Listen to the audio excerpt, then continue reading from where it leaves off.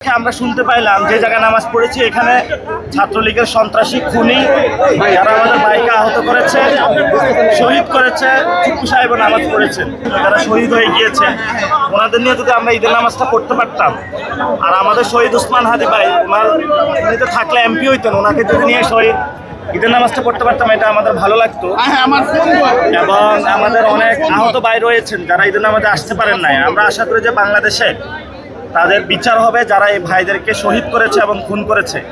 এবং আজকে আমরা শুনতে পাইলাম যে জায়গায় নামাজ পড়েছি এখানে ছাত্রলীগের সন্ত্রাসী খুনি যারা আমাদের ভাইকে আহত করেছে, শহীদ করেছে, চুপ্পু সাহেব নামাজ পড়েছেন। এটা তাদের জন্য আমাদের জন্য একটা লজ্জাকর বিষয়।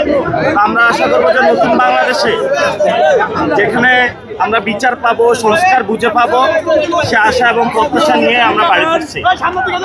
এবং আজকে এখানে যে নামাজ পড়েছি কারণ অনেক মানুষ আমাকে ভোট দিয়েছে, সবাইকে ধন্যবাদ জানাইতে এসেছি এবং সবার সাথে কথা হচ্ছে, সবার সাথে একটা সেলফি হচ্ছে, অনেকে বাসায় দাওয়াত দিচ্ছেন, এই আর কি। আপনি ফেসবুকে স্ট্যাটাস দিয়েছেন যে আপনি পরামর্শ চেয়েছেন আপনাদের সিনিয়রদের কাছ থেকে, আসলে এই ব্যাপারে একটু বলবেন যে আপনি এই স্ট্যাটাসটা আসলে কেন দিয়েছেন, এই ব্যাপারে একটু বলবেন।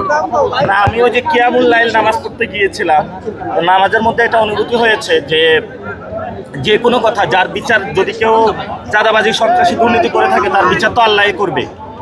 আল্লাহর কাছে আমরা বিচার দিয়েছিলাম যারা মানুষের উপরে নির্যাতন করে, সেই জায়গা থেকে আমি অনুভূতিটা ব্যক্ত করেছি। আজকে ঈদের নামাজের দিনে আপনার যে নির্বাচনীয় প্রতিদ্বন্দ্বী ছিলেন মির্জা আব্বাস, ওনার জন্য আপনি দোয়া করেছেন কিনা আল্লাহর কাছে? উনি থাকলে ভালো হতো, উনি অসুস্থ আছে, আল্লাহ তাআলা ওনাকে সুস্থ করে দিই ইনশাআল্লাহ। আমরা আশা করব সাথে সাথে শহীদ উসমান হাদি ভাইয়ের বিচার এবং আমাদের 24-এর যে শহীদ হয়েছে তাদের বিচার এবং আহত ফ্যামিলি যারা আছে আমাদের বিচারটা আমরা বাংলাদেশে বুঝে পাবো ইনশাআল্লাহ। এই জন্য আমরা